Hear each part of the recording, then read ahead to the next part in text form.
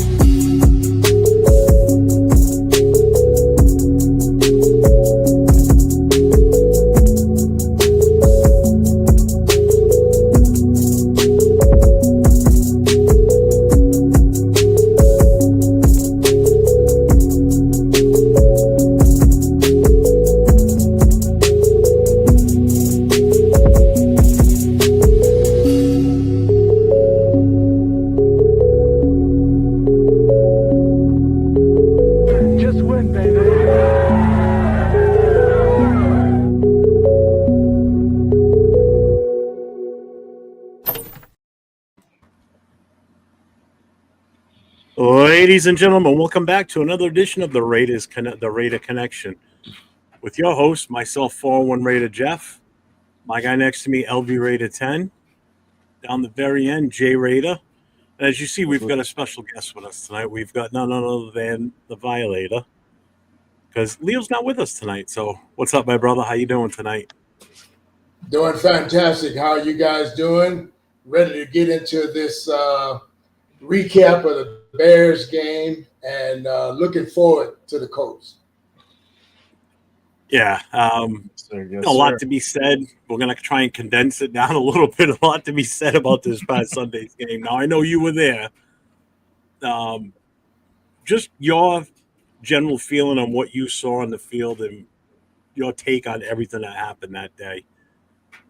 I guess from my vantage point, what I saw was finally the run game really start to take shape, and just the possibilities of that with a few wrinkles thrown in, like misdirection, which we don't really do a lot, and I often wonder why.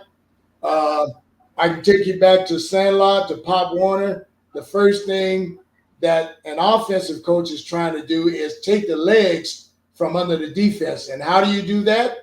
By making them chase you sideline to sideline for 3 quarters.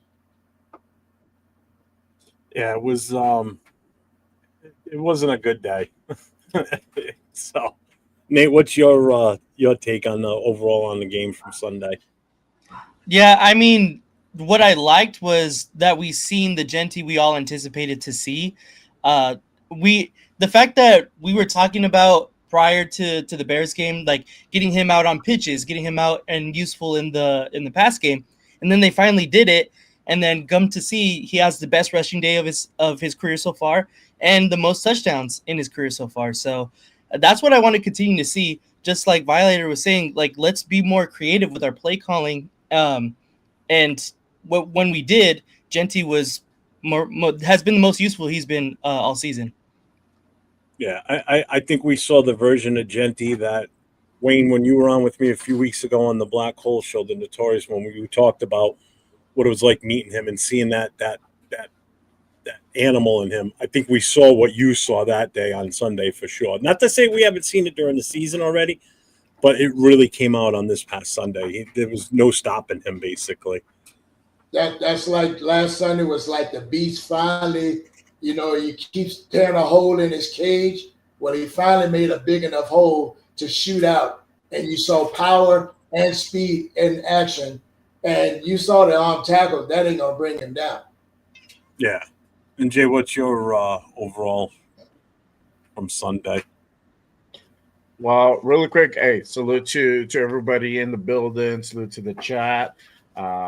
Just to let you guys know, we do have the subscriber only mode going on right now. So if you guys want to go ahead and be a part of the chat, hit that subscribe button on all the channels. We appreciate everyone, especially on pulling up with us and rocking with us on this special Raider Connection show. Sorry, Leo. We just had to do without you, my guy, but my guy's having fun at the Dodgers game. Go Dodgers. Yeah, he went to the baseball game. Yeah. That's all good. You can't pass up on playoff tickets when you get them. You know what I mean? But Absolutely. for me, that Bears game, it was rough to watch. It was heartbreaking. I've been putting heartbreaking on all my promo stuff all week long, and as much as it upset me at the very end, there's a lot of silver lines that we can go ahead and take away from this game.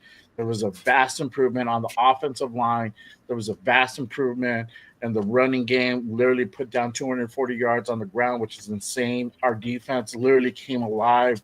Max had like probably one of the best games all season long, and then even add last year to it. He just balled out. Defensive line also was a big contributor as well. So we saw a lot of sides, and I hate to put the blame, but you got to put blame when blame's due. Literally, Gino kind of let us down in that game. 3 interceptions. It was really hard to watch. I went through it on my Monday show. It looks like we had issues with staring down receivers. Decision making was definitely something that we got to go ahead and kind of talk about as well. But this is not something that we have to be surprised about, honestly, because we had Gino Smith from the big reception. Is he cutting out, or is it just me, Nate? No, I was gonna say, yeah, Jay, you're kind of cutting out a little bit. Yeah. First, I thought it was me. I didn't want to interrupt him. Okay. I know. Hear me now? Yeah, there you go. All right, cool. I just got to be closer to the mic. Yeah, and so that's one thing that Raider Nation kind of forgot, that once we went out and got Gino, he does have that 12 interceptions like he had last year, and he's already on pace to do that. And I'm gonna put a big scary number out there. He's on pace to go ahead and hit 30 interceptions for this season at the rate we're going. At the rate he's going. That's not good. That is not good. So there has to be a change. I still have faith in Gino. I believe he's still the best option, believe it or not. What we have in Kenny Pickett, we just picked up Kenny Pickett a month ago. He's not ready yet. AOC still on the injuries list and still wouldn't be a good option. We've already been there, done that. We got to have faith with Gino. Unfortunately, we have to rock with Gino.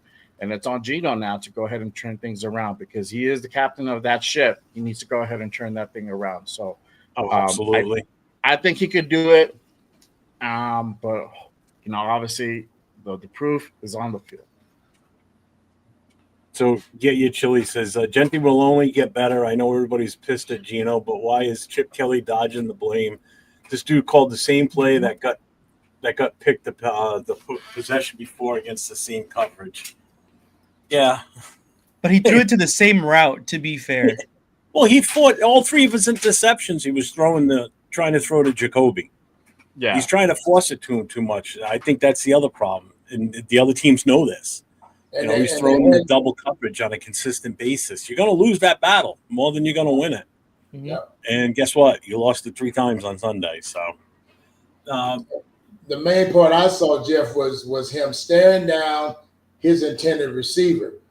Now, any safety or middle linebacker just casually blocked, and they were in zone pretty much. So all they had to do, even an off guy, which intercepted him, was just watching his eyes and just broke off his man and just came and took the ball. Yeah. One time you give him okay. That second time it's like, why are you staring down your receivers? Exactly. Put a shield on your face or something. And hopefully he does that. Even if it's clear, it's going to distort his eyes a bit. but they were just watching him just like I'm watching him, and you could tell where he was going to go. And it's again, it was like slow development plays. Now, I think a big improvement would be to do quick hitch passes or hit your running backs out of the backfield in the flats where they can use their speed, a la Genty and Mostert. I agree 100% with that. You know, it's tough when you're watching the game real time to tell if he's going through his progressions or if he's just looking at that direction. So it's tough to tell. I don't know if you can even tell in the stands. I know I couldn't when we were in New England. It was tough to see something like that because you're not picking up on that when you're at a live game. But Anthony's got a question for you, Wayne. He goes, I know you were there on Sunday. He goes, what was your reaction to Genty's 60-yard touchdown run? Give him the ball more. Feed him. Feed him. Yeah. Yeah. He's a young 22-year-old young man. Let him run the ball. And now we got this dilemma with the left tackle. So how are they going to balance that out? Yeah. They still need to be an attacking offense, in my estimation. Yeah, we're going to have to be. Other than that, they're just going to bum rush the right side because that's our weakest link now. Yeah, exactly. I mean, our left side. For sure. What are you going to say, Jack? Also, I want to go ahead and point this out. Go ahead. Go ahead, on. And they go for a play. Hey, in my younger days, 30 years ago, maybe. Oh, about the you get? Yeah, I saw that. Hey, when it was looking really bad a couple of weeks ago, I said, they pay for me a flight out there. I'll go try out. I'll be the first 55-year-old rookie in the NFL. Right. You don't even have to pay me just for being a fan for so long and being able to partake in that. Pay me in Dunkin' Donuts coffees. I'll be fine. There you go. There you go. I got you, Jeff. I mean, how much do we blame the O-line on this? Like, what do you guys take as far as like the O-line getting blame on the pass, not so much the pass protection, but Geno's interceptions? Do you think that has a lot to do with it too? No, and I'm gonna say this real quick. It's not on this game. The pass protection was there. Now, you could say, hey, well, the other 3 games, the pass protection wasn't there, and that's why he was hurried, and he didn't. And another thing, he's messed up on his reads. He's not going through all of his reads because if there's plays that we've seen on that Bears game, you had Tucker open, you had certain guys, Brock was open on certain occasions, so he's not going through his progressions, right? And yeah, the line before wasn't doing good. But it's on him to recognize, hey, my line is now performing as where it should be. I need to stay in the pocket a little bit more, or I just need to go ahead and adjust, swing to my right a little bit, or swing to my left, whatever. But the pass protection was there, and honestly, pass protection has been pretty decent the last 3 games. It's really the run block that hasn't been good. That we've been struggling on the run block, but that wasn't the case this past Sunday. So he has to recognize, okay, the pass protection is there, that I haven't been rushed as much, and this is a weaker Bear defense than what I played the week before versus the Commanders, and they just literally dared me to go ahead and throw the ball. That's where he had to recognize that part. So I wouldn't put that on the offensive line. That's more on Geno not going through his progressions and not recognizing the pass protection was there. And let me jump in if I could, Jay, on what you just stated. The short intermediate passes or time and throws, if you will, need to be incorporated more. I know we have something in our playbook, but they need to pull that kind of stuff out to get the ball in your playmaker's hand as quick as possible. Let them use all of the tight ends or pulling linemen to kind of be like road graders down the field and let these guys, we got all this speed, and you would have thought, like you said, the 4 of us were out there, the way they distributed the ball. That's on play call. And Rorschach says it well too. And as being an older Raider fan, I can definitely agree with what he said, because I feel for the older Raider fans that are 60, and I'm not 60 and over, but because they want to win more than that, even more to see another Super Bowl victory, and it feels like we are so far away. And it's true. I feel like we're still so far away from that. I'm 55 years old. I don't have much time left. It's been 40 years. I can't wait 40 more. You and I both, Wayne, we've waited a long time. Yes, I definitely feel that way, man. You want to see another one in this lifetime, and it's just the way that we go. We always take, one step forward and we fall back 2 steps, and it's like a revolving door for 2 decades now. It's really, as far as the fan base goes, it's time to really put a better product on the field. Yeah. I do see. I did put up your link. It's all in all 3 bios tonight. The description for the show. For Wayne, for Violator merchandise, to help support him and what he does, because he does all this stuff on his own. He's not like a paid by the Raiders or the Black Hole or anything. This is all Wayne that does this himself. So all his makeup, everything, for his war paint and everything that he does, and his time. So support this gentleman, at moto-sports.com. So the link is in the bottom of the description for all 4 shows. It's on Leo's too. Yep. So make sure you guys visit his site. Your cigars are on there too, or do they separate? That's separate. No, cigars are separate, brother. You just cigars are separate. Hit me up at Violator 57 or any of my platforms with a DM, and we'll talk about the specifics of those cigars. I got the one that Jay Jackson gave me when he came. I haven't smoked it yet. I'm waiting. I'm waiting for the right moment to have it. I want to wait until I come home on a Sunday after we win, type of thing. Hopefully this Sunday we can all light up. We got a super chat in the house from Dunkin' Donuts. There you go. We've gone under. You guys need to get that deal going for my guy Jeff. We're waiting on the deal. What's going on? Come on, make it happen. What up, 805? So, I appreciate everybody that's in the chat. I know I've been trying to hit all of you. I know we haven't. Normally we reach out to each all of you and say hi and everything, but when we've got a guest on and as distinguished as Violator, we want to get to the meat and potatoes of everything and get his take on stuff. So I do appreciate everybody being here and checking in with us, and make sure you support him too. And you get over to our channels, hit that like, the subscribe, and the notifications also. Don't forget Leo's too, even though he's not here. He's still on.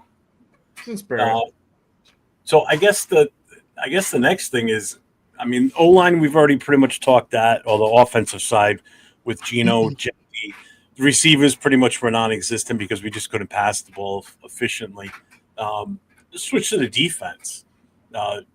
Defense looked really good this weekend.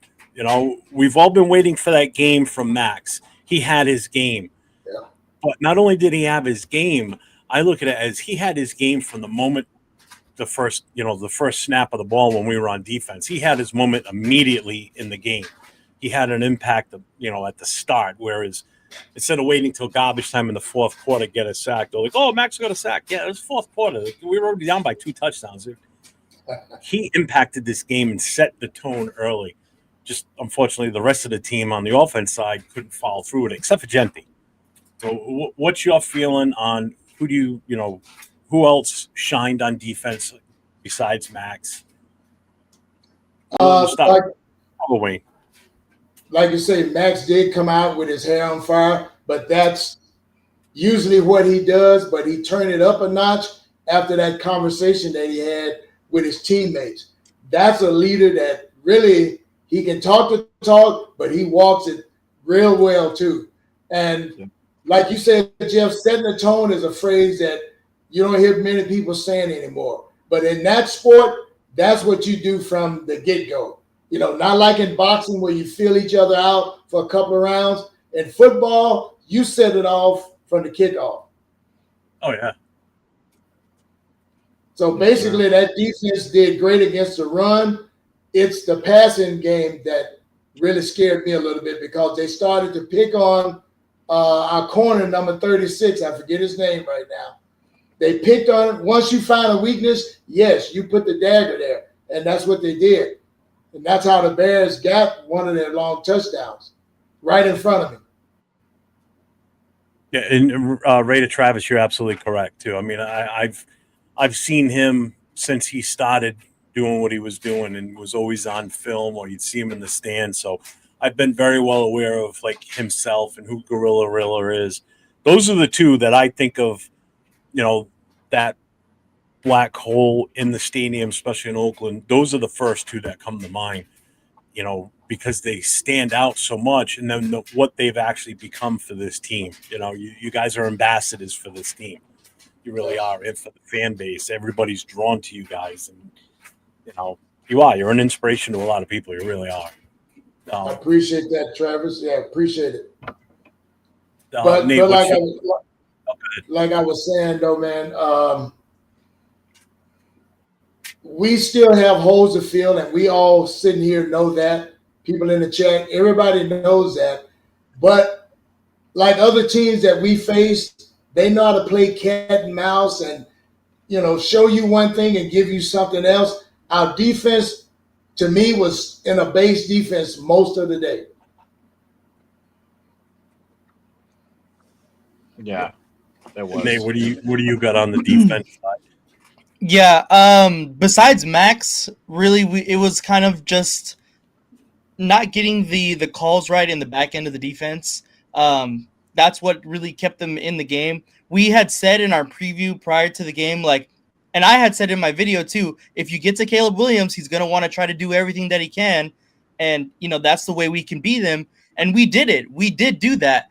But then our back end couldn't back us up, and people squeaked out, and he got the ball downfield, and they ended up scoring some points. So, and also the fact that Stokes went down too, that's going to be a big hole to fill as well. And Darian Porter didn't look great in coverage in relief for him. He did okay. So he did okay. He had some wins and stuff. So it's going to be an uphill battle. Look good? You mean our third round pick didn't look good? Neither did our second round pick. Oh, it's going to be an uphill battle for the defensive back room. I think we just need to be more vocal. That's what it seems to be. We always have like some kind of missed call that ends up being a touchdown. We've seen it against the Chargers, we've seen it against Washington, and we've seen it against the Bears. So something needs to happen back there. Someone needs to step up and be that vocal leader, or maybe even a linebacker too. Make sure the calls are right. Make sure all the defense is set, and let's make sure that our defensive backs can back up our front, who's been playing well. And that's where that experienced safety comes in, guys. Yep. He's him and the Mike linebacker are almost like two quarterbacks on the field that connects the front end with the back end. Mm-hmm. And a lot of times, like you say, you can just see from body language that they're all not on the same page on certain plays, and they're already playing a zone. So it leaves a bigger opening, and it's just easy targets. Yep. Jay, what you got on the defense? Man, I mean, on the defense, like I said earlier, Max had probably the best game in like almost 2 years. Balled out, you know, he had that batted ball that he caught as an interception and tried to run it back. Me and Nate saw that, and Leo saw that on the home opener. That was great to see again, and it just sucks he couldn't run it back for that touchdown. But you know, he was out there being disruptive. He was out there applying a lot of pressure. You know, he had a lot of hits behind the line of scrimmage, and that's what we needed from him. Me and you both said, like, hey, he needs to go ahead and go out there and start early, start faster. Let's not wait until the fourth quarter to go ahead and get our sacks in. Let's start earlier. And, hey, our word to his ears, he did that. He showed out. Line got involved. Even Tyree got a sack. That was crazy. I was like, oh, my God, what's going on today? Like, D stepping up. we did give up that interception, and but I mean, other than that, they played pretty sound. And to be honest with you, the amount of turnovers we had in that first half, we should have been down at least 2 to 3 scores. They kept us in the game. They held the Bears to 6 points within the first 2 quarters off of those turnovers that we had. Any other team, it would have been a better team. We would have been down 2 scores, and they kept us in the game. And they've been doing really, really good, even with better teams. So, shout out. We went into halftime with the lead. We went into the halftime. It should have been higher, but yes, we went into halftime with 14-9 was the score, and then got the ball and gave it right back. Yes, exactly. And then we went out and just gave the ball right back. So that goes to show the presence of Max Crosby on what he can do, and hopefully we continue seeing that. The rest of the line has to continue doing their part. I'm still waiting for Malcolm Koonce to do something. He was a little bit quiet in that game. He was more involved this week, I think. He definitely played a little bit, yeah. But if you're on a 1-year prove it deal, he needs to go ahead and prove it. We're on week 5. When he's going to prove it, we're still waiting on it. Because if he continues to have these type of games, he's not going to be here next year. They're not going to bring it back. So it's in his best interest to go ahead and go ball out. We've been waiting on him. Now, it looks like Eric Stokes probably is going to play on Sunday. Fingers crossed. Pete's been saying all week long, he says he's good to go. We kind of put him a little bit limited today because we didn't want to have him go too hard. Looks like maybe tomorrow they'll probably have him do a full regular practice. We'll see what happens, but it looks like he's going to be back. But either way, like when Eric Stokes went down, that kind of changed a little bit the trajectory of the game, how it kind of went. That's a scary moment. I think the big thing here is, and I'm gonna address the elephant in the room, is Colton Miller. That's a big loss, having that big guy go down. It looks like it's gonna be Stone Forsythe on Sunday. I mean, we didn't have much depth to begin with, and now we're going to be really stretched. Then that left side is going to be an issue. Yeah, seriously. Yeah. I agree with everything you guys have said as far as on the defense. And there's one name that you guys didn't bring up. That's Devin White. Devin White had a huge day. He had 8 solo tackles, 1 assist. He was it seemed like he was everywhere again.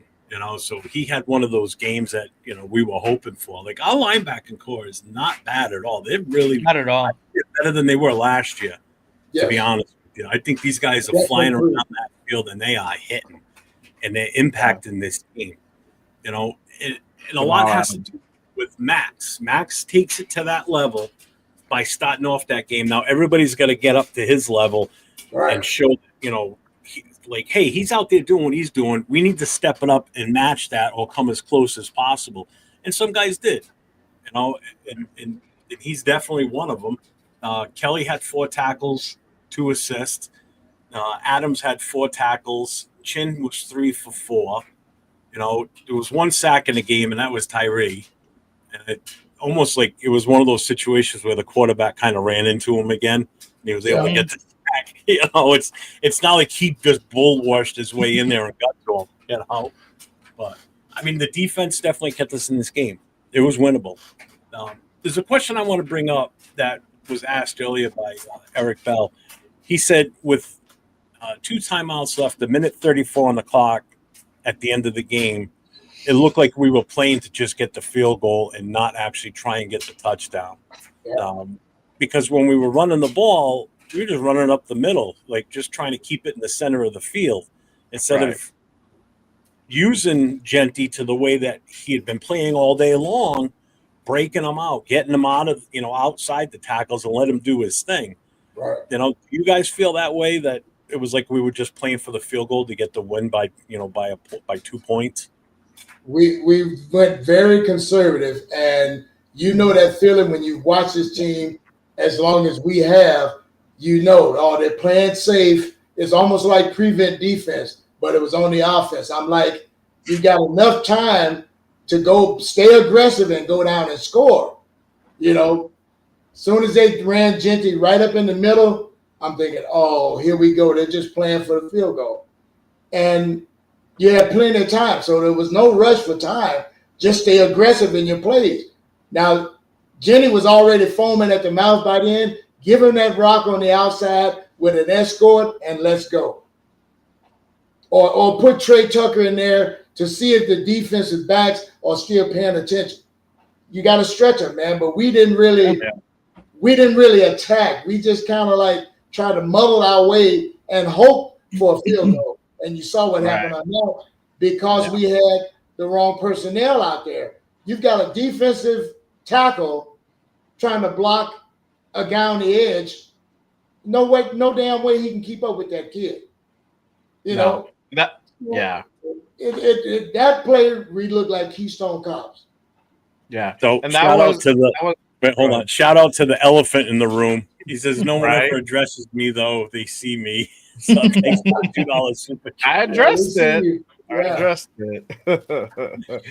Oh man. But yeah, you're right. 100%. And I think that was Michael Mayer that normally plays that position. Right. Went ahead and put Jonah Walu. Yeah. I would have put in somebody else for that position. I mean, if you're gonna have Ian Thomas. Put another lineman there that normally can block. That's the guys you would go ahead and put out there. I don't know why Jonah Walu, who is not used to blocking, is out there on the edge, right? It ain't rocket science, brother. It didn't help also the tell. So I don't know if anybody knows what I'm talking about. So it did come out after the game that there, I guess our long snapper has a tell, meaning that he kind of like, it's kind of like tipping the pitches. In other words, if you want to use a baseball analogy, he moves the ball kind of showing his hand. Yeah, he moves the ball a certain way is what the telltale sign is. Right, exactly. So that the corner from the Bears, he picked up on it. He actually got told by his own long snapper, like, hey, this guy has a tendency to do this right before the snap. And they started looking at the film, and then he saw it in the game, and then he just started to go ahead and just count it off. So you see it as every special teams play where we had to go kick a field goal, he was getting closer and closer until the very end where he just got the timing down 100%, and the ball got blocked, and it just sucks. Kudos to them for great film work, man. I would love to see this team scout somebody like that, and it's all taking advantage of a team's weakness. That's why we love this game, you know? Well, I got to give Will the credit on this. He said it in our chat the other day. He goes, "That's just good coaching on the Bears. That's what you call good coaching. Yes. When you can pick up on tendencies like that, and you can relay that to your players, and then they're in the game and they remember that, and then they see it. They're like, haha, okay, there it is." You know, and like you said, they've tried it a few different times and they weren't able to time it right, and they timed it when it counted, and that's the thing. Plus, we had, I forget who was out there blocking. Lalu. Yeah, at that point. So, and he normally isn't in that position. That's the thing, too. So, I mean, and then I've heard people complain and saying, oh, it's Carlson's fault. I'm like, how is that Carlson's fault? No. It was not. What do you want him to do? Kick the ball through the guy? You know, I know Simone Reyes today, and I heard him say it the other day. He goes, well, yeah, you're supposed to kick it around the guy and then through the goalpost, you know, kind of being funny about it. I said, see, at least you put a comical spin on it. But other people are like, no, that's his fault. How is that his fault? You know? I mean, he's still going to kick it. The guy's coming in. There ain't nothing you can do about that, you know? I guarantee you should have pulled it down and ran. Pull it down. I don't think it was that much time because of that defensive guy. He was in there stressed out like Superman. He was in there so quick to time it like he did, man. Like I say, it was as much as it pissed me off. That was an incredible defensive play. Regardless, he got his job done. You know. Otherwise, Carlson is true with that 3. Yep. Raider Ryan just. In hindsight, don't play scared at home. Yeah, exactly. So, Wayne, Raider Ryan said, I just ordered my sweatshirt from you, Uncle of the Nation. Thank you for all your passion for your Raiders, for our Raiders. Huge inspiration to the new young upcoming generation of the nation. Appreciate you, Ryan. I'll get it out. Shout out to you, Ryan. Thank you. Appreciate you. So, as far as, we talked about the defense, we talked about the O-line. The one thing we really didn't cover was just his overall performance. I think if it wasn't for the fumble he had and how much we're really going to not blame him for it, because, he got the ball and the defense was in his face. Right in his face, yeah. He probably would have been the AFC Player of the Week. Instead, I think it was Mahomes. It would have been Genty. Let's face it. He had a ridiculous day. These are the numbers we were expecting from him. And I know we talked about it last week on our show, and I said he needs at least 20 to 25 carries, and he'll come close to 100. Well, he blew the number away with the yardage. He had 138 yards, one TD, and then he had that long 64-yard long run on 21 carries. That's what we're expecting from him. We're expecting him feed him the ball. You can't expect these numbers on 11 carries. Yes, right. We get away from the run too soon early in the season, and that was the problem. They stayed committed to it. And I think especially with Geno throwing the interceptions, I think they had to stay committed to the run.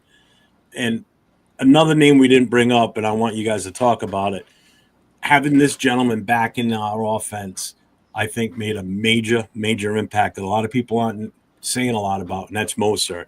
Right. Mostert coming back and playing the role that he played, I think helped this offense immensely because he's a different type of player out there. And you saw what we've been missing for the first 3 weeks of the season.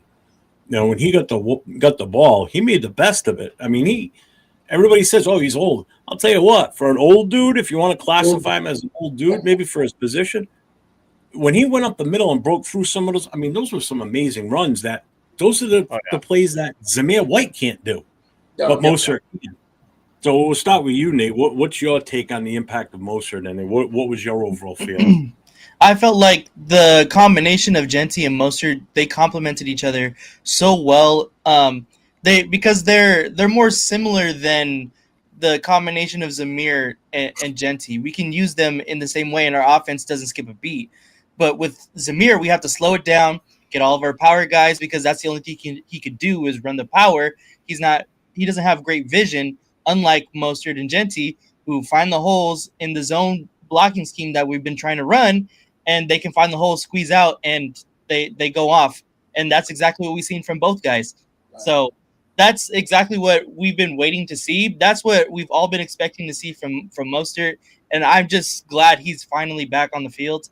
And I'm hoping to see those two guys for the rest of the season. I honestly don't really want to see Zamir White in the backfield anymore.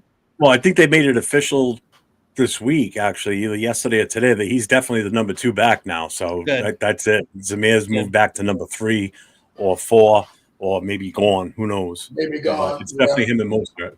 Wayne, what's your take on Mostert? I love the veteran leadership that he brought in. We were in the stands. We were saying, okay, here we go with the load management, And I'm like, listen, that's a 22-year-old running back. Give it to him 25, 30 times. He's just getting in his groove.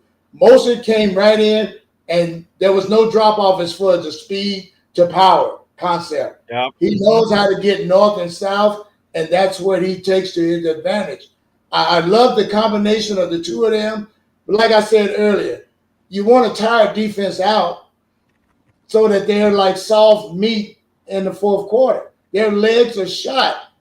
I'm a defensive guy. If you got to chase all day, when it comes down to like teams use with Derrick Henry, when they start battering them, you've got nothing left, dude, to stop that. So, I expected more out of Chip Kelly as far as play calling and the versatility of the calls. I'm still looking for the sweeps left and right, a la the SC. Where in the hell is that? Or some misdirection to really help Geno read the defense more. Yeah. And Jay, what's your take on the whole Mostert being involved now?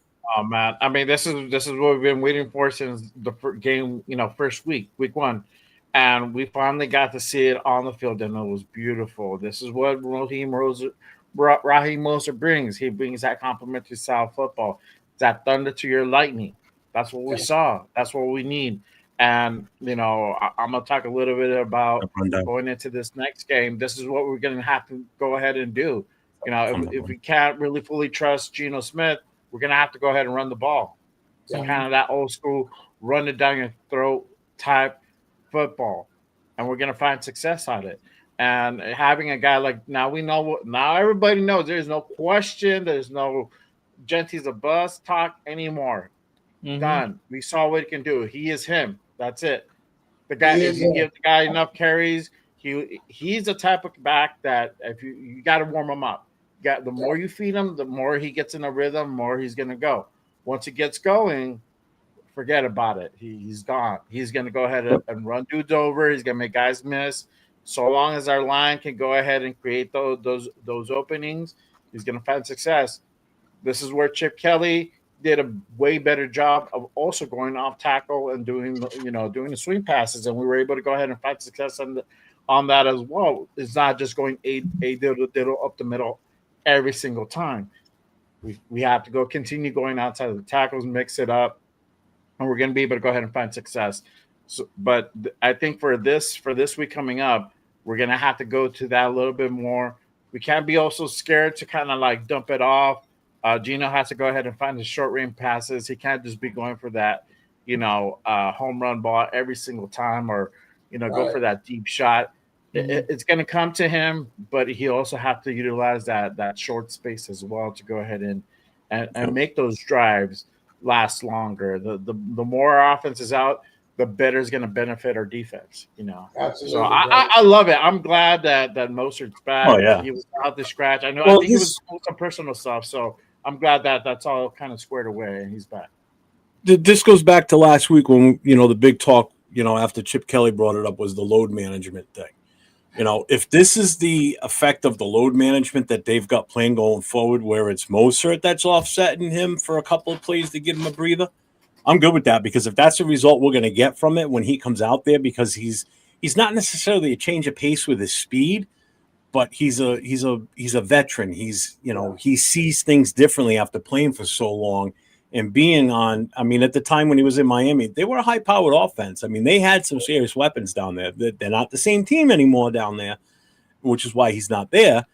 But he can now attribute to that time what he learned to what he's doing here now with this offense and these youngsters around him, between tight ends, wide receivers, and with Genty behind him, in front of him too. And I gotta agree with Jack, and I know Nate already started shaking his head when he saw this.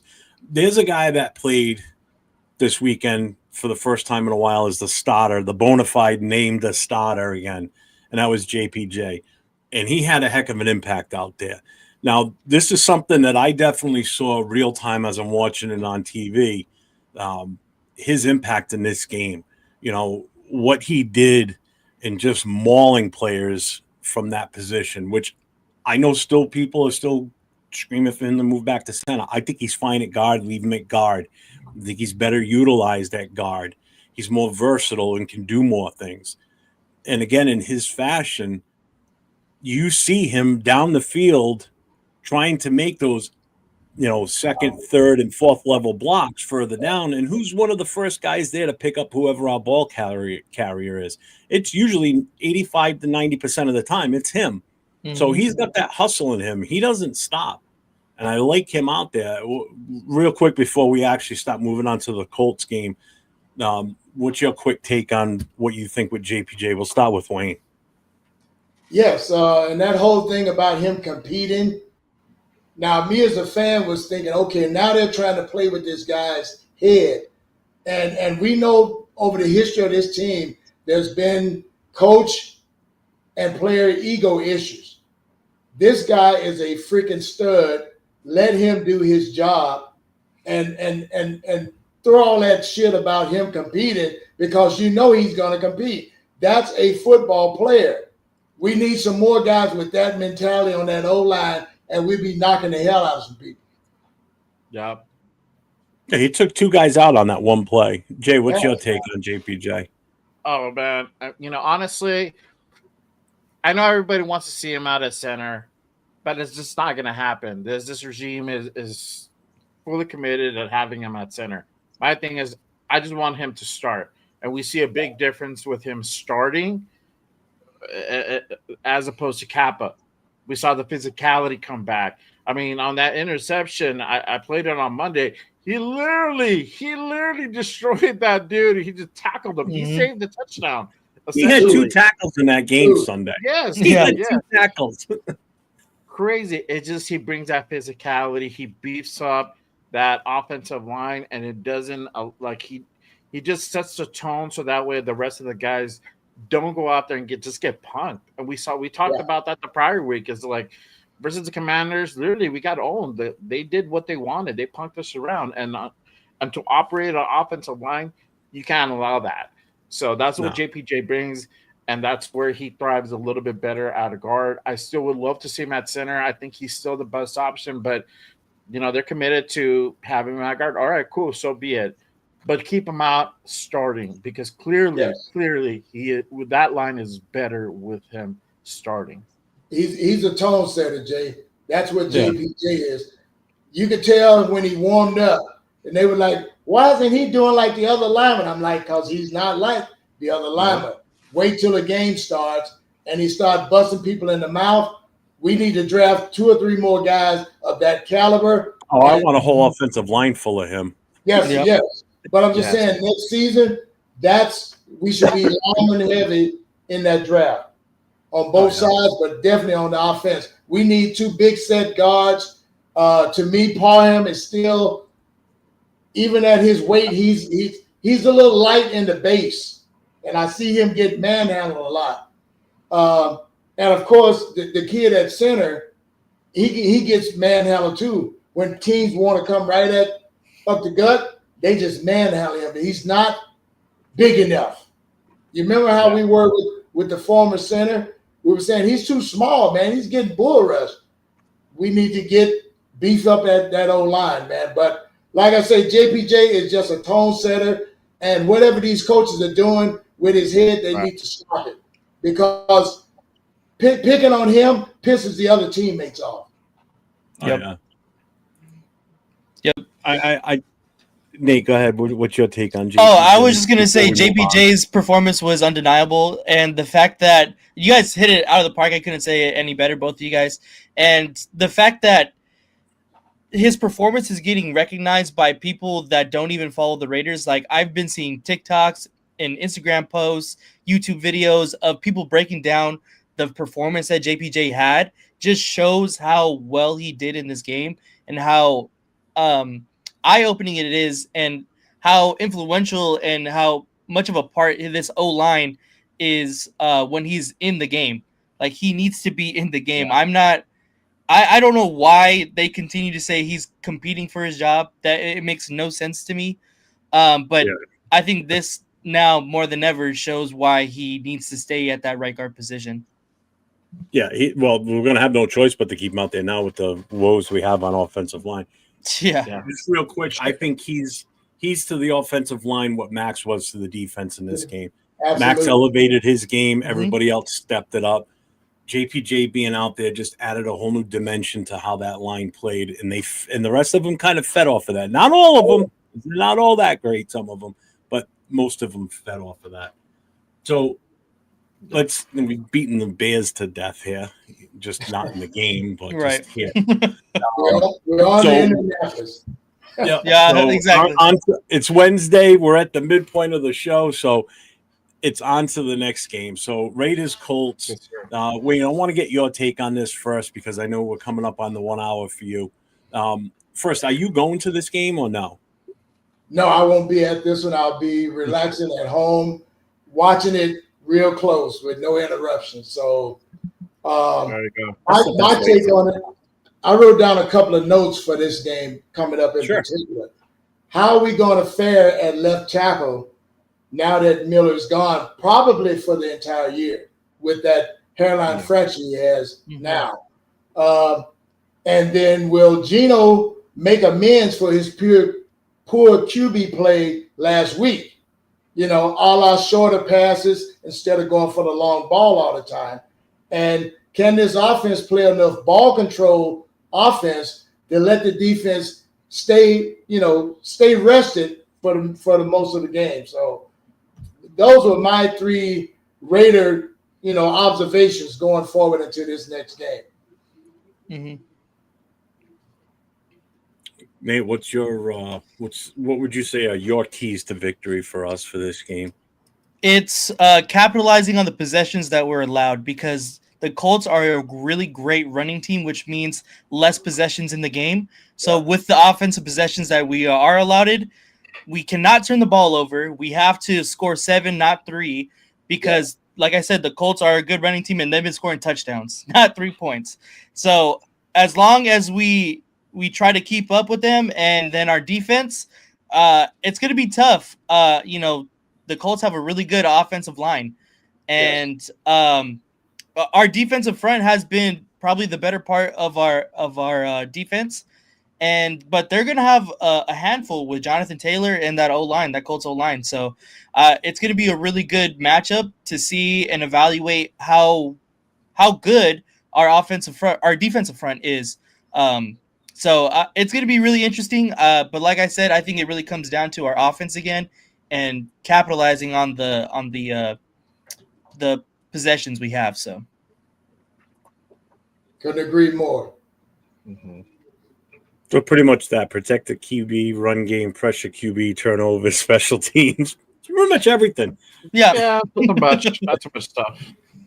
Jay, what's your take on our keys to victory for this one? Honestly, our keys to victory, like I said before, we're gonna have to go ahead and run the ball. Continue running the ball. I'm not expecting for us to go ahead and put 200 plus yards on the ground and on this game, but if we can go ahead and put over 100, we're in good shape. We have to be physical when it comes to the run game. Offense has to be balanced. Yeah. We can't just be trying to go ahead. Gino can't be trying to go ahead and go to hit the home run ball every single time. He has to find those short routes, those short crossing routes, and then complement that with that run. He's going to go ahead and eventually get his guy open down deep. It's going to happen, but it has to be balanced. And we haven't had that. It's been always either a lot of passing, a lot of try to hit that deep throw, or like, for example, for this past game, it was a lot of the run game, which is great, but we couldn't do it through the air. And when we did, we had to pay for it. Gino literally has to have that turnaround game. I've been saying it all week long. I give him these next 3 games. If he can't turn it around where he's not constantly turning over the ball, there has to be change made, unfortunately. And I hate to say it, but we're probably going to have to sit him at that point. So he has to have a turnaround game. He has to have almost a mistake-free game, and he has to play his heart out. He has to have vision, and he has to go ahead and do what he does best. I think the thing is getting out. He has to get out of here. He overthinks too much, and it just becomes a snowball effect. Defensively, we need to have the same type of game we had in that Bears game, and if the defense continues to kind of bail us out and continue to keep this, teams at under 10 before on the first half, we got a shot. They kept us in games a lot of times, and again, we're trying to go ahead and have this defense asking a lot. But this is not the same defense as the year prior. There's still holes in this team. There's still holes in this defense. Like on the corner position, we don't have a true nickel. Eric Stokes kind of went down. So we'll see if we get 100% Eric Stokes. We might not. Are we going to see Darian Porter more? Probably so. The other guys need to step up. Tyree needs to step up. Malcolm Coons, Adam Butler, they need to come out. They need to play a great game. I want to see more of Jack Besh. Been waiting for Jack Besh more snaps. That's what they've been saying. So 4 weeks. He said, we're going to see more Besh. Great. Let's get him the ball. This is why we drafted this guy in the second round. This guy has almost a 0 drop rate. That pass that was thrown to Thornton in the last game, if it was Besh, I would have caught it. That ball was catchable. That ball was totally catchable. At first, I'm like, he threw it at his feet. And then we watched it in slow motion and a replay. He had that. That was at his knees, so that was still. That hit his hands. As the saying goes, if it hits your hands, you should be able to catch it, and he did it. Mm-hmm. But there's a clear difference between Jack Besh's route running and Dante Thornton. I love Dante Thornton, but he needs more work. We haven't seen what Besh is about yet. We need to see more. Mm-hmm. We need to see what could be there. So I want to see Jack Besh out there on Sunday. I want him to see more targets, not just blocking. I want him to actually get the ball and see what he can do. If I think we can do all that, we have a shot. Yeah. I was going to say that he's good in both the run game and the passing game. Mm-hmm. That's the guy that you run right behind your linebackers when they clear out, and he's going to run over most of them. Yep. Exactly. Now, my take on this game, I got a couple of things I wanted to bring up. One is pretty much what Indiana Raiders bringing up. Chipping and double teaming will definitely be switched to. I think it's a definite. They're going to target Forsythe because they know how bad he is. Yeah. Yep. But the other thing I'm thinking is I wouldn't be surprised if all of a sudden they come out game day and they keep it hush hush until then. Game day, they move JPJ to left guard. He's played it before for us. I wouldn't be surprised if they put him at left guard to give that extra help on that side. Forsythe. Yep. Mm-hmm. Yep. And switch Parham to the right hand side. Or put Capper on the right hand side and bench Parham for a bit. I wouldn't be surprised if that's what they do. I mean, why not put him over there? I mean, the kid's a mauler. He's quick. Yeah. He's small framed. He can be. He's a lot more maneuverable than like Parham is, for the most part. And Forsythe. I wouldn't be surprised if they pull something like that and they keep it hush hush until the first offensive snap runs. We go out there and all of a sudden you look and he's on the left side. It's like, nah, smart move. Mm-hmm. There's that and shit. What was my other point? I would put Thomas even on that left side too. The Colts run game is no joke. I mean, Jonathan Taylor is one of the best running backs in the NFL right now.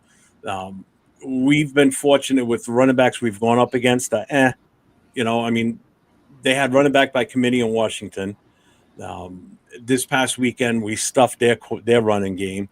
The Patriots, we kind of held their running game in check. Yeah. The Chargers, they didn't do much in the running game either. No. But none of them have the talent of Jonathan Taylor. Not a single one of them that we've played yet has been of the caliber of Jonathan Taylor. So you look at some of the running backs we're going to play this year. We got some tough running games coming up. He's the first real big challenge for this defensive front. So if we can stop him, then I've got even more confidence on that front line and the linebackers being able to stuff a run game, So that's going to be a big challenge right there. Max had a great game this past weekend. He's got to have another one this week. And so does Jamal Adams, and so does Devin White. These guys are going to step up again. Kuntz has got to have an impact. He has to.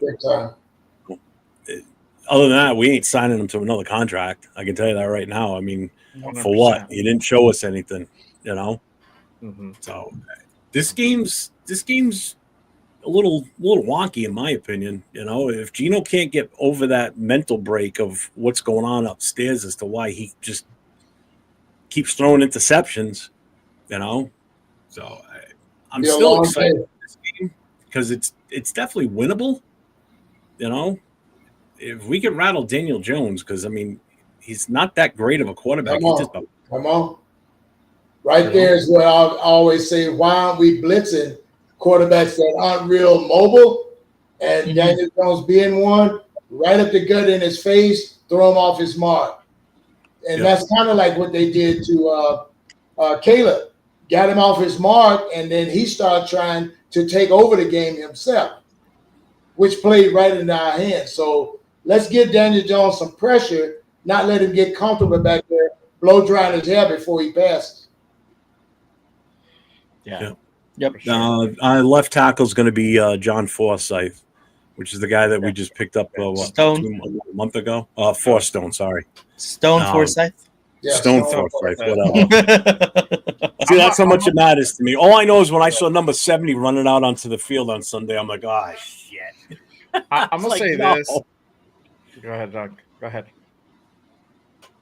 No, I was just going to say, with Forsythe, we already know his track record. Anybody that's looked him up, he's just a journeyman lineman to me.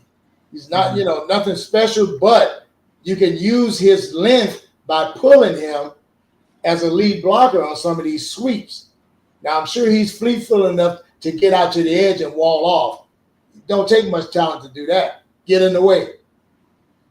So if we run to that side, since they want to they'll probably blitz and bring pressure from that side, have him pull and run to the right behind DJ Glaze and JPJ if they leave him at right guard. Run away from that pressure, just like they do with us with Max. They run away from him. Mm-hmm. 805. They have Jonathan Taylor, but we got Adam Butler. He's a huge Adam Butler fan, so he absolutely loves him. Yeah. And we got a super chat from Space Beast to Just Raiders, baby. $1.99 super chat. Thank you, brother. One of my mods here at Just Raiders. Appreciate you, my guy. I'm gonna say this real quick. We have a shot. The Colts defense are struggling a little bit in that red zone. Yeah. Mm-hmm. So if we're able to go ahead and get in the red zone, we'll be able to go ahead and have a shot again. There's a little window of success. Obviously, they're struggling. They just got beat by the Rams, so they're going off a loss. We have a shot of potentially coming out and stealing one here, but there's a lot of things that have to go ahead and go right. We have to go ahead and execute almost mistake-free in this game for us to be able to go ahead and even have a shot. But they are struggling in that red zone, and then if we can go ahead and get Genty in that red zone and just start running that football, and then include Brock Bowers. Brock Bowers is great in that red zone.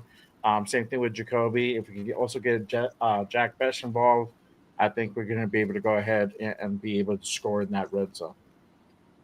Keeps that D honest, I'll tell you that. Yeah.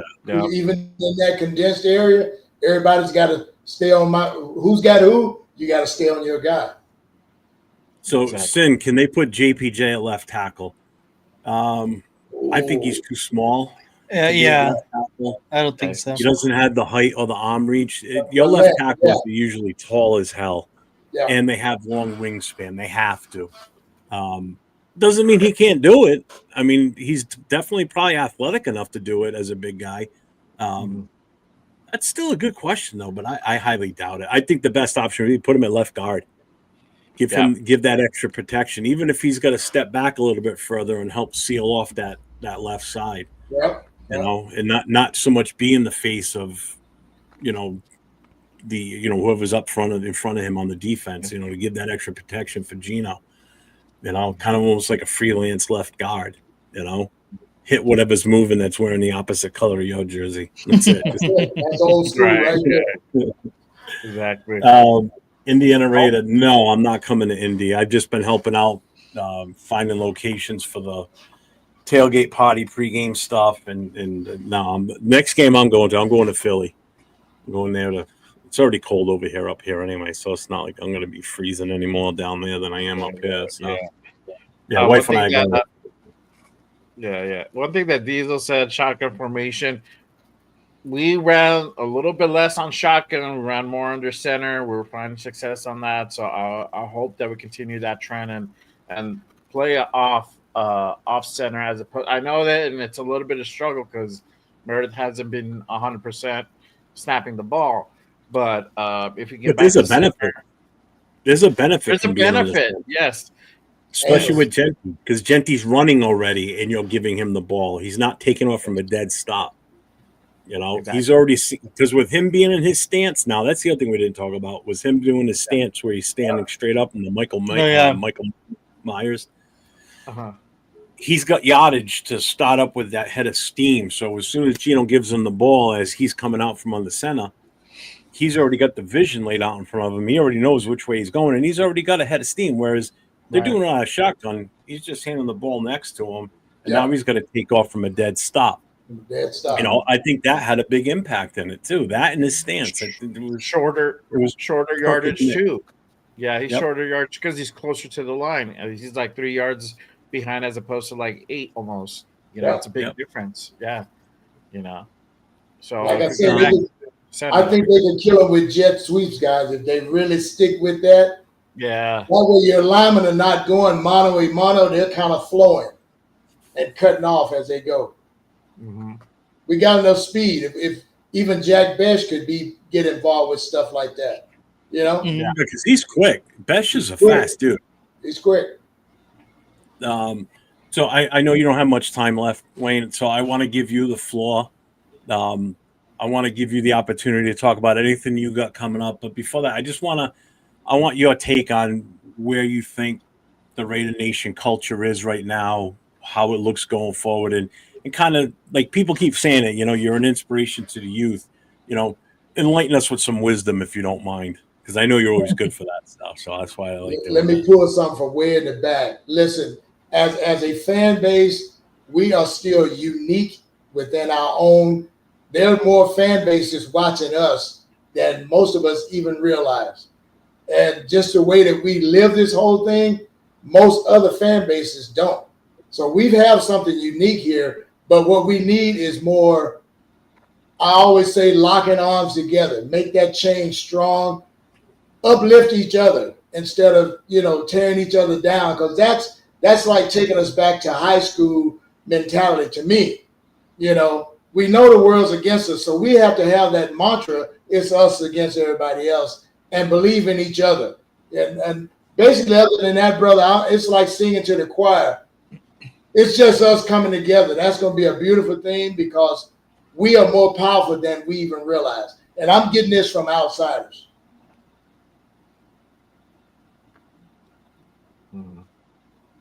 So what, sorry, I want to put this up too on the screen for you too while you were doing that.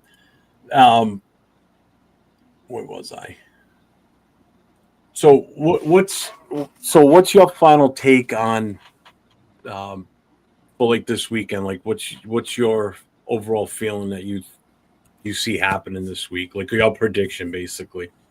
It's going to be another dogfight, a la the Bears game. That was a dogfight, but Indianapolis has too much talent for us to go in there pussyfooting around. Like I said, we've got to go in there and set the tone from the kickoff. Who's ever on the field first, throw the first punch, stick with our game plan with a few wrinkles, in lieu of our O-line situation. All we can do is next man up and let's go as a team and go in there and kick the Colts' ass and come home with that dub.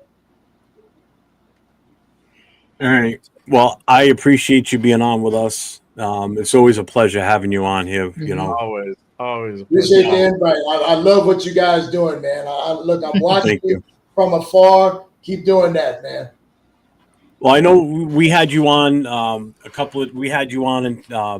few months ago with Chris and myself, and I know the last thing that you and I talked about before you signed off was, I definitely want to come back on in the season and actually talk Raider football. And so that was always my goal, was to get you back on so we can not talk about, so much the Violator thing, but to actually get your football takes on things, because people don't usually get that from you, So it's nice to have you on a show like this and, to spread the love with us and come in here and do this. And we really appreciate you doing it. And I appreciate the opportunity. We'll definitely get you back on again this season. Yeah. Hey, I'm looking forward to coming back, like probably after the bye or right before the bye. Let's see where we are right then, because it's going to be an uphill battle.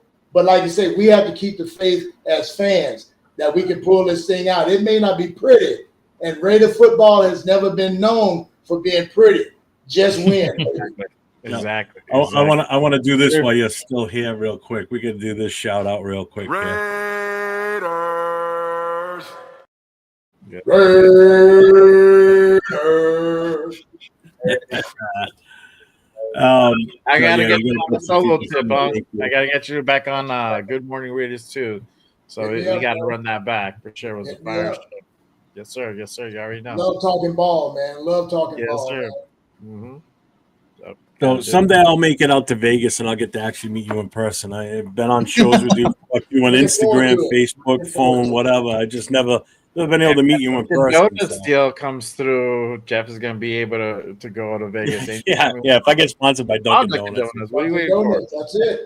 Keep putting that in the air, brother. Keep putting that in the air. Yeah. Put a Dunkin' Donuts patch on your shirt. Let's go. Every time I'm on camera, this is it. It's here, right here. Dunkin' Donuts. This guy runs on Dunkin', so that's it. There you go. I just want like Devontae Adams, how he had Taco Bell. I want a Dunkin' Donuts drive-through in my house. Just walk up, get a coffee. I'm good. There you go. Exactly. Have it shipped to you. Well, again, we appreciate you being on here and spreading the love with us. So it's always been fun having you on and getting your takes. Predators in the house. What's up? What's up, Anthony? What's up, brother? What up, man? Sir. Hey, keep doing what you guys are doing, man. I'm gonna pop off of here, but you guys keep uplifting Raider Nation and keep that positive energy because that's what it's gonna take. And we want that same from our players on the field. They've got to band together like a band of brothers and really go through this struggle. You never know because other teams are going to encounter injuries. So you just have to keep pressing forward with the soldiers that you have. Exactly. Yes, sir. And not be singing it's the end of the season. Our season is not over. It's just getting started. It's just frustrating, that's all. Yes, it is. I'm 23 years of frustrated. So you still got to keep that faith that they're going to pull it through. Yep. So far, only 4 of us in this panel have seen us win in person, right, Nate? Yeah. All right, brother. Thank you very much for coming in. We appreciate you. Hey, have a great night, man. I'll see you in November. I'll be down there for the Jaguar game, so I'll pull up. Okay. Look forward to seeing you, brother. Yes, sir. Yes, sir. 100%. Saturday night on Fremont. There you go. Exactly. Yes, sir. On Fremont. Yes, sir. Make sure everybody gets over to moto-sports.com for Violator merchandise. If you want any of his cigars, make sure you reach out to him. What was not that. At Violator 57. Yes, thank you. On Instagram at Mabry Wayne. They know it. Just reach out to me on social media. Yeah. Just reach out to him if you want one of his cigars. Yeah, and shout out to our guy Raider Ryan. He actually got an order. I think he said he got a sweater earlier. Yes. So I brought that up earlier. He bought a sweatshirt. Supporting. So appreciate my guy Raider Ryan. Salute to you, brother. Appreciate you, brother. That'll be coming soon. All right, brother. Take care. On that, gentlemen, I'm gonna bow out of here, and you guys keep doing the business, man. God bless. Yes, sir. Raiders. You too. Go Raiders. Raiders. Thank you. Salute. All right. That was a Violator, y'all. That was awesome. I love doing shows with him. It's the third one now, so it's so awesome, man. Yeah, it was so dope. Hey, there you go, Indiana Raider. Hey, we gotta link up, brother. Let me know, man. Let's see. He'll be out there. Anthony's going too. Okay, there you go. I might be going to that one too, Jay. Let's go. Oh, really? I might be. Get that J lot. And if you go, Jeff, if you ever go, because you're a Black Hole member, obviously you get discounts at Golden Nugget. I didn't even know that. I was like, oh shit. Oh yeah. Oh, it's dope. Yeah, 20% off or 30% off, something like that. What's up, my guy, Predator?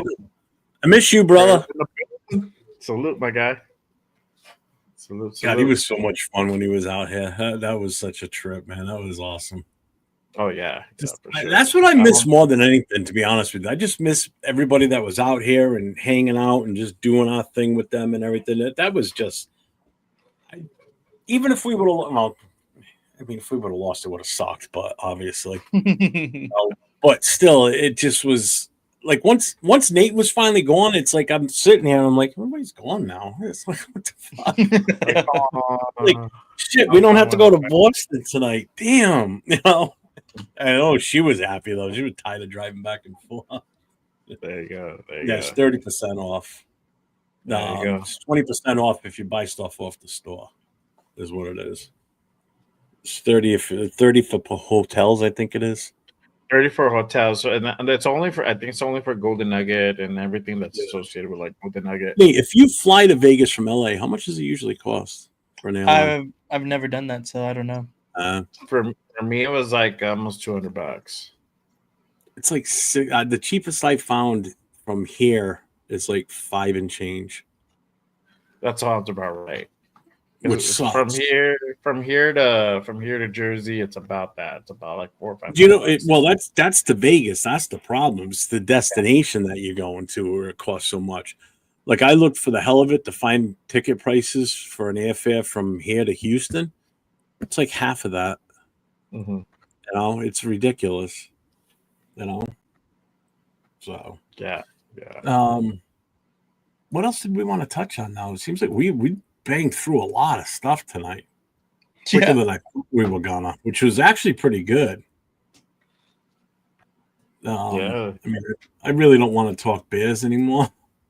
Right. I got to do it again tomorrow night already. I know, exactly.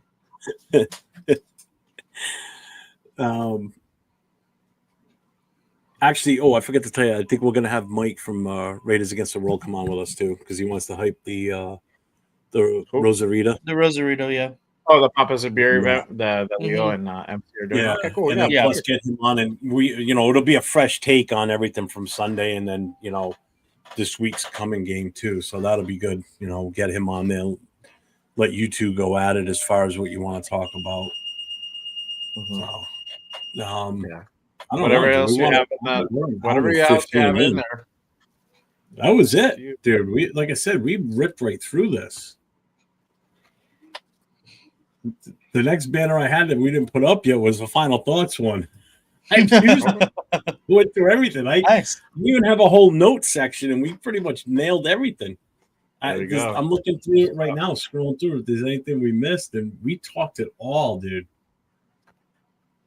That was actually pretty damn good as far as how well that went. Yeah. I feel bad we weren't able to interact with the chat as much as we normally do, getting their takes on stuff. But I mean, when you got a special guest on, it's kind of tough. You gotta the focus on. Yeah, we only had like a limited time as well, so we couldn't go like too much in depth. But yeah. I honestly, for me, it's Red Sox, baby. I don't like Yankees, but I hope that we're able to go ahead and turn it around. And like I said, I give Gino, these next 3 games. If he can't, same shit. Then that's man. Like I said earlier, Gino's on pace to go ahead and hit 30 interceptions. That's disgusting. It's terrible. That's got to be the most ever in a season, Nobody's right? even come close. Yeah. No, I mean, it's got to be. I don't want to be in the record book for that. No, fuck no. So Jameis had a 30-30. Oh, did he? Jameis had a 30 touchdowns, 30 interceptions. Wow. Oh my God. Oh, that's like not even bother playing. Yeah. Because I'm sure some of those 30 interceptions were pick sixes. They had to be. They couldn't have all just been interceptions and the guy just falls down. I mean, they had to run at least a couple of those back, maybe 5. Mm-hmm. I mean, just the odds alone. Oh, God, that's so painful. Yeah. And everybody thought AOC 12 threw the ball away a lot. Holy shit. Yeah. And this whole talk about AOC, first off, that dude's still hurt. He's still on IR. Oh, I'm not even claiming for him to come back. I mean, at this point, and even the people saying, put Pickett out there, watch him sometimes. Man, he's not that good, man. He got let go by 2 teams for a reason. Exactly. And you're only benching Gino because, hey, bro, you just can't be fucking throwing strikeouts and just giving away the ball at will. Well, I look at it this way: the only reason you would entertain benching Gino, in my opinion, is just to strike a spark or reset him somehow. Let him sit there and stew for a game where he's not playing. Going, God damn it! you know, and then that's his chance to, you know, come back and kick it into gear and be what we expected of him. You know, not some slug that's out there throwing 3 touchdowns and 7 interceptions in 4 games. Yeah. That's nuts. That's crazy. I mean, I've seen quarterbacks benched already for that. Yeah. Yes, and the whole thing about Carr, no, stop it. We're not bringing back Carr. I know. I've seen that Carr retired for a reason. That dude has literally a noodle for an arm now. Poor guys like Drew Brees and shit can't fucking. I'm pretty sure he can't even hold a cup of water at this point. How you expect him to go out there and throw the ball? Yeah, Jack asked, who do you fellas want to see at left tackle with Colt Miller being out? Well, I agree with you, Jack. I want to see them just throw Grant out there. Fuck it. What do we got to lose? I mean, at this point, the season's not over. I don't think we just say fuck it. No, but I mean, but what it is Stone Forsythe still has played and been a starter in the NFL. Yeah, but once you start seeing those mistakes happen, especially coming from a vet, your tone is going to change. If you see, expect mistakes from a rookie, and you can be a little bit more lenient with the rookie. Yeah. You know, when you've got a veteran that's out there, like that's Miller. The thing. That's why they're putting him out there first. That's not why they're obviously just throwing out Charles Grant right now. Of course, obviously we know the history of him, and he's gonna be bad, but right now, the better option is to go with the veteran. I don't think it's a better option to go with a vet. To bring your car back at that moment. I'm gonna say this. Look at what we did with GJ Glaze. We went out there. Mumford went down. I think that's when Mumford was playing right tackle, and then he went in. And then the kid did pretty well. He wasn't like fucking shut out like badass off the gate. But he did pretty well, and then he started flowing into that position. I think this is an occasion where we got to probably try out the rookie within the next 3 games and see what he can do. This is where also too the development starts coming in. This is where the coaching comes in. You know, if you're gonna go ahead and make those mistakes, make them with the rookie. You know, but if you drafted, you went out and drafted. You know, Charles Grant in the 3rd round, there's potential there. He's been sitting he played a little bit. I don't know if he played him in the preseason, but he's been sitting the whole time the last 4 weeks. He's going to sit again most likely this week. Why not? See what it can do. I don't think Cam Miller is ready either. I mean, not a quarterback. Quarterback's a different beast, man. You either got it as a rookie or you don't. You know, I mean, obviously Dylan Gabriel's got it because he's starting this weekend for Cleveland. You know, they bench Flacco. You know, so let's see what happens there with that. You know, obviously Jackson Dott's got it. I mean, he just beat the Chargers this past week, and Chargers just got nailed with more injuries now too because now Alt's out too for an extended time, I guess. So the Chargers are going to start dropping now. I'm telling you, these injuries are catching up to them. You know, are we any better right now? No. Injuries, losing Colt Miller, man. That's like a dagger to the heart, man. That one hurt. That one definitely hurt. When you got your best offensive lineman, you know, because he's still the best offensive lineman we had. You know, JPJ's number 2 out there on that offensive line, but Colt Miller was still the number 1 guy. You know, it sucks to see him go down the way he went down. You know, I mean, even a high ankle sprain, he was going to be out for, you know, a little bit longer than usual because those usually take forever. But now that there's a fracture, that's a different beast now, too. At least it's not his shoulder. That's what I thought it was at first because he did start grabbing his right shoulder. Like when he was laying there, he was kind of doing this. So I'm like, well, his left side is the one that was injured last year, so that's not it. So I'm like, well, even if it's his right shoulder, he could still possibly play. Right. But then they're like, oh no, I've heard his knee, it was his foot, it was his ankle, and then obviously the next day you get the legit answer. It's like, fuck. Yeah. You know?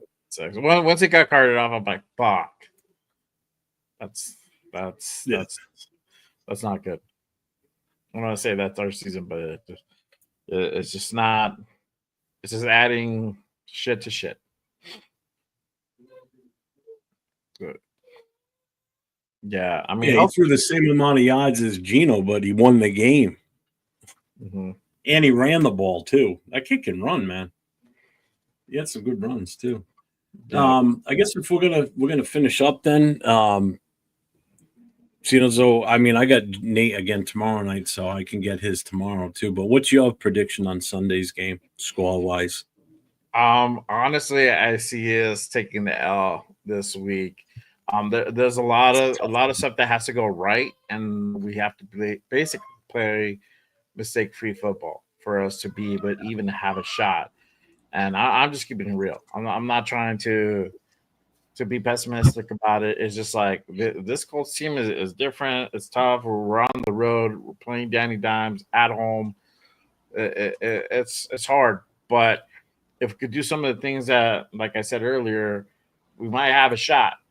But I really do think we take an L on this one. If I had to go ahead and give a prediction, it'd probably be like 31-21. To be honest with you, I think they put up like 31 on us. Hopefully that's not the case. Hopefully I'm wrong. And if I'm wrong, it'll probably be one between 3 points. It could literally boil down to like a 24-21 situation. It might win. God, I don't want that again. I don't want another close one. Yeah. Nate, what's your prediction on the score? Yeah, it's tough because the Colts have been a really good team. They've been averaging over 30 points a game. And if we continue to turn the ball over offensively, that it's going to be a bad score. It's going to be something looking like Washington. But I'm going to be a little bit optimistic. I do think they actually lose this game as well. If I'm being honest, though, I think that their offensive line, the combination of the offensive line and Jonathan Taylor is going to be just a little much for our defensive front. We really haven't been tested yet, so we don't know what it's going to look like against a really good offensive line and a really good running back. So, I mean, I'm open to being, surprised about the performance, but I just think that it's going to be tough to handle. I think it's going to be a little bit lower of a scoring game, just because they do run the ball well, and I think we're going to try to run the ball because we've had a lot of success this past week running the ball. So the time is going to bleed off the clock. I'm going to go with something like, let's go with like 24, like, I don't know, 24-17 maybe. Like Raiders or Colts? Oh, shit. Colts, yeah. That's what Jack said. That's exactly what Jack said. Damn. Yeah. That's why as soon as you said it, I clicked on it. I was like, yeah, that's what he said. Yeah. I'm still being super optimistic. I'm going 30-21 us. I told you I'm not going to stop picking 30 until we break 30. But I think the problem, or not the problem, but I think the issue with this game is going to be clock management, because we're going to have a lot less time on the clock when we get the ball back each time. Mm-hmm. And hopefully the same thing in their case, because I think both teams are going to be running the ball like crazy. Mm-hmm. If not us, then the Colts are going to be running the ball, and they're going to be just chewing up that clock on us. So the time of possession is in the favor of the Colts, just because they've got an established running game. We've only had one successful running game, and that was this past week. All the other stuff in the prior 3 games were decent running games, nothing great. But this was the first legit running game that we saw. So we're not established with the running game yet. The Colts are. The Colts can kill the clock, and that's going to hurt us. So will it come down to one of those like last team with the ball wins? It's possible. Maybe. It's possible. I think it's just going to force us to throw it. Do I hope Genty has another game like last week? Oh, hell yeah. Who doesn't? But and here's the thing. You look at our stats from Sunday's game, and you ask somebody, who do you think won? And you look at the stats, and you see what we did for yardage and the rushing. And Genty had 3 touchdowns, broke 130-something yards in, rushing, and we held them to, 60-something yards rushing. without looking at the quarterbacks, you'd be like, we won that on game. paper, yeah. I was going to say, if you looked at if you looked at Geno's like if you just stats, looked at the one game, because usually when you got a good running game like that, you won the game. Because you obviously running it like that, you controlled the clock and you had more possession. It was complete opposite. We had that game if not for Geno's 3 interceptions.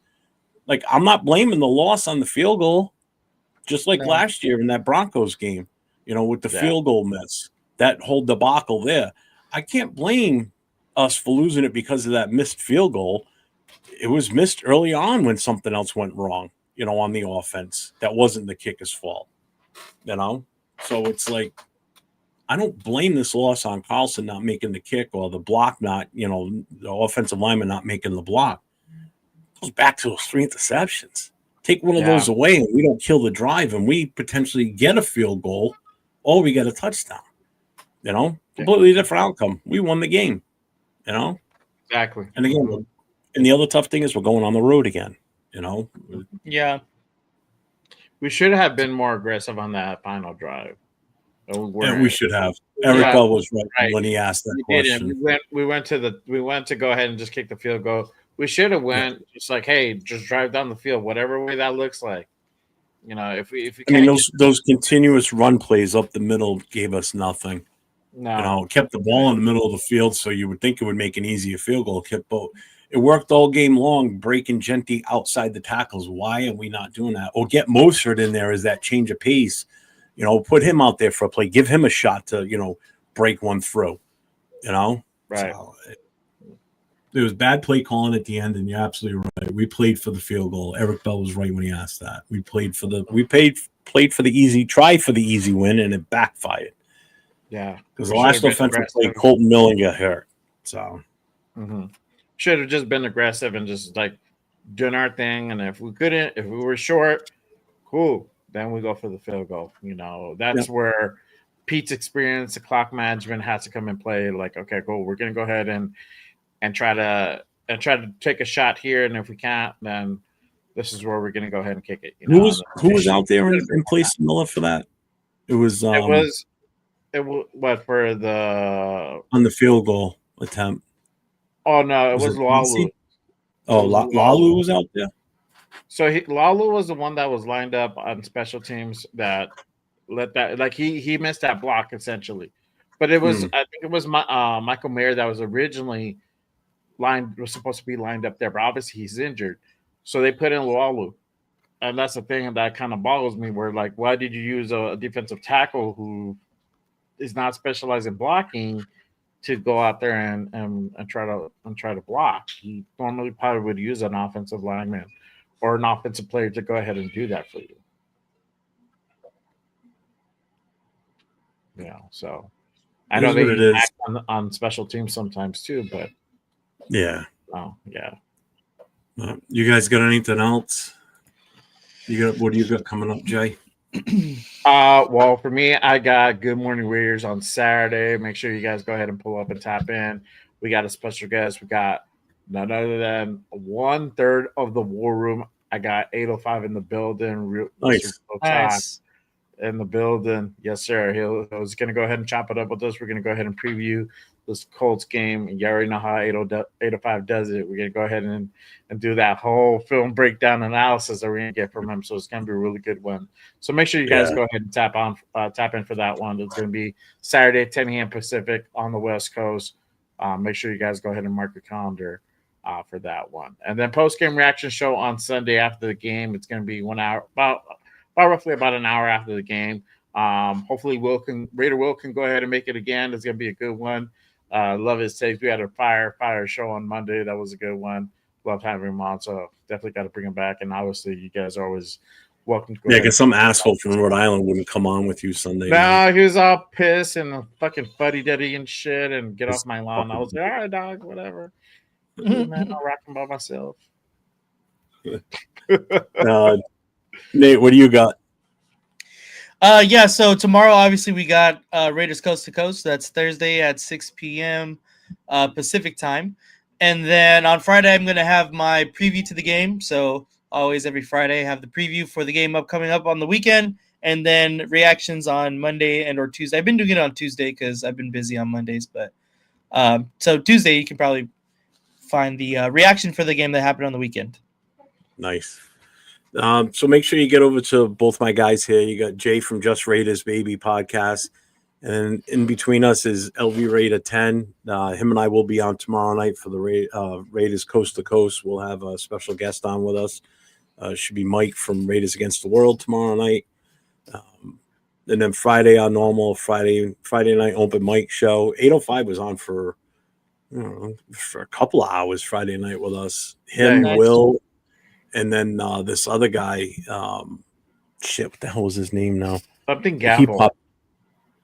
Polka Gut. That's what it was. Polka Gut. Okay. He was from the Tampa area. He's a Tampa Bay Bucks fan.